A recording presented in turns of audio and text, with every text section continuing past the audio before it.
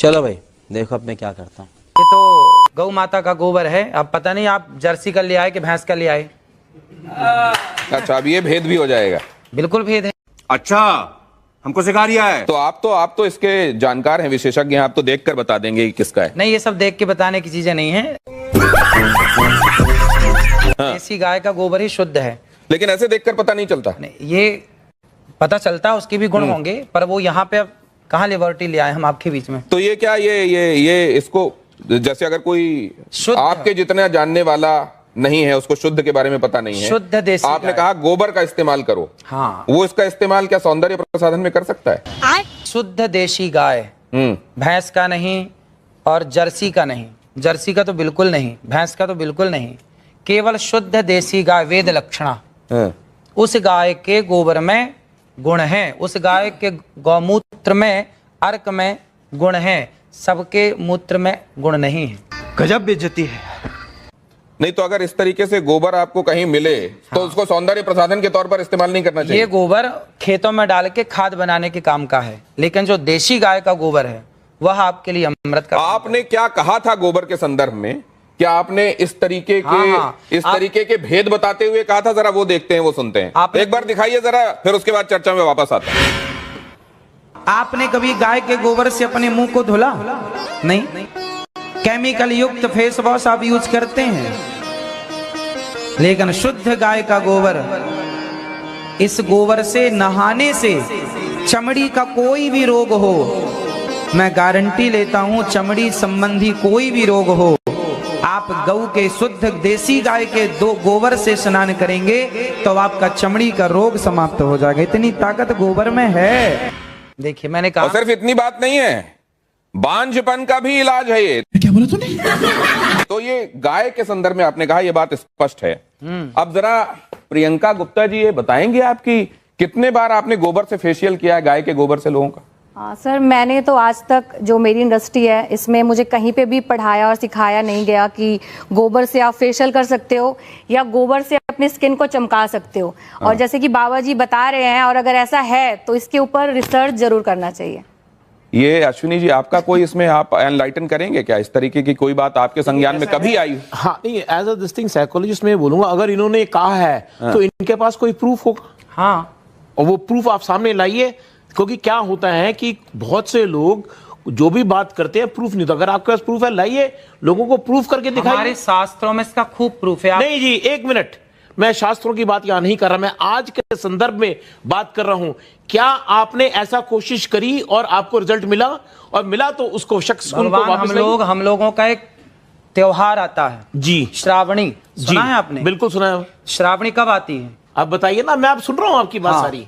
श्रावणी में हमारे यहाँ सारा समाज, ब्राह्मण समाज को ये निर्देश है, शास्त्रों में लिखा, श्रावणी जब होती है तो हमारे यहाँ गोबर से स्नान करने की परंपरा है। अभी श्रावणी में जो आई, उस श्रावणी में हमने खुद, हमारे हजारों ब्राह्मण सबने एक साथ। अनिरुद्धाचार्य जी, एक सेकंड उनकी, एक सेकंड। आप जो कह रहे हैं ना, गोबर का स्नान, कई बार वो किमाच नहीं होती थी जो लोगों के शरीर में लग जाती थी, उसमें नहीं, मैं क्या कह रहा हूँ, कई बार विधान है, हो सकता है श्रावणी में भी नहाते, लेकिन इसका सौंदर्य प्रसाधन के तौर पर इस्तेमाल हो सकता है। कोई एम्पेरिकल इसके लिए एविडेंसेस हैं क्या? हाँ, पढ़िए आप शास्त्रों को। नहीं, अगर अब ये कह रहे हैं शास्त्रों को नहीं, मैं शास्त्रों को आप मानेंगे नहीं। शास्त्र की बात ही कर रहे हैं आज। अरे शास्त्र नए होते नहीं, सब पुराने हैं। देखिए, ऐसा मैं शास्त्र की बात इसलिए नहीं कर रहा, नए थोड़ी होते, कोई हमने थोड़ी लिख दिया। ड्यू रिस्पेक्ट, शास्त्र में तो बहुत कुछ लिखा है, परंतु आज के संदर्भ में, आज एक मॉडर्न जमाने में, अरे क्या ये चीज होती है? चलिए इससे आगे निकलते हैं। इसका तो ये तो ठीक है कि आप चेहरे पे कुछ और लगा लेंगे, लेकिन जिनको बच्चे ही नहीं हो रहे हैं वो क्यों आईवीएफ क्लिनिक की तरफ जा रहे हैं? जरा ये देखिए क्या कहा अनिरुद्धाचार्य जी ने, जरा देखिए वो, और उसके बाद इस चर्चा पर लौटते हैं। जिसको संतान नहीं होती वो गाय को गेहूं खवाए, और गेहूं जब उसके गोबर से वापस आए तो उसको धुल करके, उसे सुखा करके, उसको पीस करके, उस आटे की रोटी बनाकर भगवान को भोग लगाकर, वो रोटी खाने से संतान प्राप्ति होती है। अनिरुद्धाचार्य जी, आप, मैं इस पे बोलूं? आपने ये किस पे एक्सपेरिमेंट किया? खुद पे, दूसरों पे देखा है? आप सही पकड़े हैं। सुनेंगे आप? हाँ।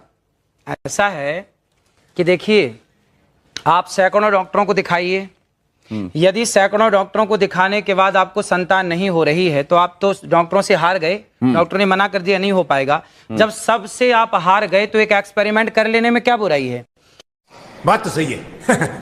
आपने रघुवंशम महाकाव्य पढ़ा होगा, महर्षि कालिदास जी ने उसको लिखा है। भगवान राम के जो पूर्वज थे उनका नाम था दिलीप, उनके भी कोई संतान नहीं हो रही थी। तब राजा दिलीप ने गौ माता की सेवा की और गौ माता की सेवा से दिलीप के संतान हुई जिनका नाम रघु पड़ा। रघुवंश उनके नाम से आगे चला। यदि राम का वंश गौ माता की सेवा से आगे चला तो हमारा और आपका वंश भी गौ माता की सेवा से चलेगा। तो तब जब नहीं एक सेकंड, जब दशरथ जी को आज भी है, आप जब दशरथ जी को यही समस्या सामने आई हाँ, तो उनको तो भी यज्ञ कराना, पुत्र काम यज्ञ कराना पड़ा। हाँ, तो वो इस विधा से क्यों नहीं हो गया? फिर क्या बोला तूने? इस विधा से हुआ। आप समझो, दशरथ जी ने यज्ञ कराया तो यज्ञ में क्या लगता है? यज्ञ किससे संपन्न होता है? भैंस के घी से आहुतियां नहीं होती है ना, बकरी के घी से आहुतियां नहीं होती। जब तक वेद लक्षणा गाय का उसमें घी प्रयोग ना होगा तब तक आपका कोई यज्ञ संपन्न ही नहीं होगा। बिना गाय के ना कोई यज्ञ संपन्न हो सकता है, ना कोई पूजा संपन्न हो सकती है। समझ रहे हो? समझ रहे हो आप? समझ रहे हो? नहीं, लेकिन एक चीज साइंस ये कहता है कि अगर आपने एक खास तरह की परिस्थितियों में खास एक्सपेरिमेंट किया है तो आपको खास रिजल्ट मिलेगा। आप उसको दोहरा सकते हैं। मैंने तो इस रोटी को खाई है, जो मैंने बोला है, मैंने तो इस रोटी को खाया है। मैं नहीं मानता। और हमारे बहुत सारे संत समाज जो जंगलों में रहते हैं आज भी वो लोग ये रोटी खाते हैं। और बहुत बच्चा होता है। आप प्रयोग कर लीजिए। नहीं, आपके पास कोई प्रयोग है? नहीं, आपके पास कोई प्रयोग है? देखिए, बोलने में हमारे साथ प्रयोग है इसलिए बोल रहे हैं। प्रयोग ना होता तो बोलते नहीं। आप देखिए, ऐसा कोई भी चीज हम करते हैं उसके साथ प्रूफ लाते हैं कि भाई ये हमारा रिजल्ट है, ये हमारा एग्जाम्पल है। सिर्फ इतना नहीं, गौमूत्र और गाय के गोबर के संदर्भ में कैंसर के इलाज वाला दावा भी किया जाता रहा है। क्या अनिरुद्धाचार्य जी मैं ठीक कह रहा हूं? हाँ, डॉक्टर साहब बैठे हैं। मतलब किसी भी स्टेज का कैंसर तक ठीक हो जाता है। गौ माता के मूत्र में, गौ अर्क में इतनी शक्ति है। यदि शक्ति ना होती तो मेडिकल स्टोरों में गौमूत्र क्यों बिक रहा? कुत्ते का मूत्र बिकता। भाई गौमूत्र बिक रहा है तब तो कोई शक्ति है, दम है, तब ना बिक रहा है, वरना कुत्ते का क्यों नहीं बिक रहा है? नहीं, कहीं नहीं, बिकने वाली हर चीज को आप ये मानते हैं कि वो अपने आप में उसके लिए किसी साक्ष्य या प्रमाण की जरूरत नहीं? तो किसी का नहीं बिक रहा गौ माता। नहीं, मैं पूछ रहा हूं, बिकने वाली हर चीज के संदर्भ में हमको ये मानना चाहिए कि ये सब्सटेंटिव होती होगी इसीलिए बिक रही है? ना, ऐसा नहीं। डॉक्टर अंशुमान, ये कैंसर में आपने एमबीबीएस किया होगा, आपने स्पेशलाइजेशन किया होगा, उसके बाद आप इतने सालों से कैंसर के पेशेंट्स को ठीक कर रहे हैं, कहीं पर आपने गोमूत्र वाला एक्सपेरिमेंट या गोबर वाला एक्सपेरिमेंट किया है? शुरुआत यहां से करें कि हमारा संविधान आर्टिकल 51A सेक्शन H कहता है citizen of India should have scientific temper. वैज्ञानिक सोच रखना चाहिए। गैर वैज्ञानिक सोच रखना और उसको प्रत्यक्ष प्रमाण बोलना असंवैधानिक बात है और कानून के खिलाफ है, पहली बात। दूसरी बात, जो कैंसर ठीक होने की बात है, चाहे गोबर गाय का हो, भैंस का हो या किसी का हो, गोबर होगा। लेबोरेटरी की बात इन्होंने कही है, कैंसर ठीक होने की बात कही है। मैं अभी लाइव या रिकॉर्डेड इस पे चैलेंज करता हूं, मरीज इनका मॉनिटर मैं करूंगा, कैंसर है, जांच कराऊंगा, ठीक करें। जिस दिन मरीज ठीक हो जाएगा जांच करके मैं चेक करूंगा, मैं आज से डॉक्टरी छोड़ के इनका चेला बन। बात तो सही है।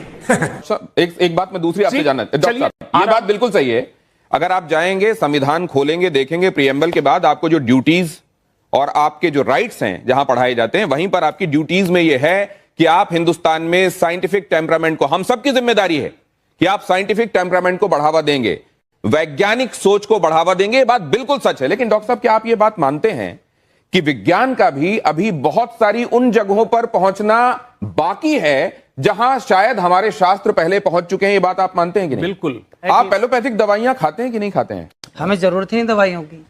नहीं, आपके आसपास वाले किसी को कभी बीमार हुआ तो आप क्या कहते हैं कि किसको दिखाओ जाकर? हम तो यही कहते हैं, डॉक्टर को दिखा लो। और डॉक्टर इसको मानते नहीं है जो आप कह रहे हैं। ऐसा है, देखिए, आज के 100 साल पहले तो कोई डॉक्टर नहीं था। 10,000 साल पहले सुश्रुत महर्षि, हाँ ना, आखिर आए तो वेद में ही आ गए ना। आप भी वेद में नहीं है, क्यों? बात समझिए, सुश्रुत की बात कर रहे हैं तो वेद में ही थे। अरे भाई, भारत का हर डॉक्टर सुश्रुत और चरक का संतान है। हाँ। भले हम मॉडर्न मेडिसिन प्रैक्टिस करें, आयुर्वेद प्रैक्टिस करें,